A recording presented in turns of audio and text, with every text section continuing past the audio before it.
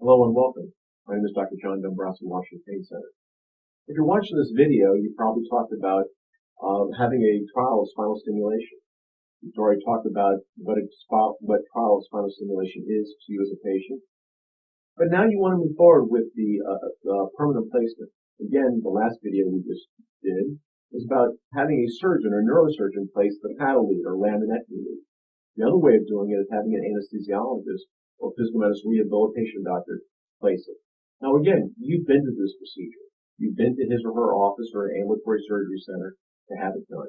And again, it is very simple. All done under sedation. You clean the back up well. A lot of local anesthesia underneath the skin. The needle goes in. Through the needle, the leads go up on top of the dura, on top of the spinal cord. We'll normally wake the patient up to make sure they have a meaningful conversation and make sure we have excellent coverage of their back or leg pain or neck and arm pain.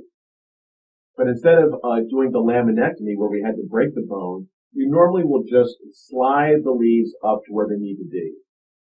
Unfortunately, what we need to do then is tie them or suture them to the fascia down here in the low back where we're working. Again, that makes it perhaps a little bit more unstable, but for the majority of practitioners that you're going to be seeing, it'll be stable enough.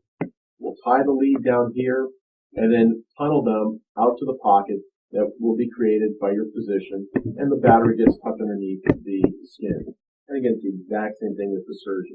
The only real difference is instead of doing the laminectomy and placing that lead flat, the leads are brought down lower in the back and are brought up to the chest level.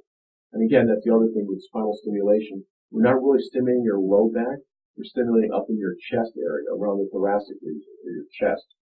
Probably T7, T8, T9 are reasonable places. To give you an anatomy lesson, T10 is probably where your belly button is. T4 is sort of where your nipple line is. So anywhere between that, you can get the idea. Thanks for watching.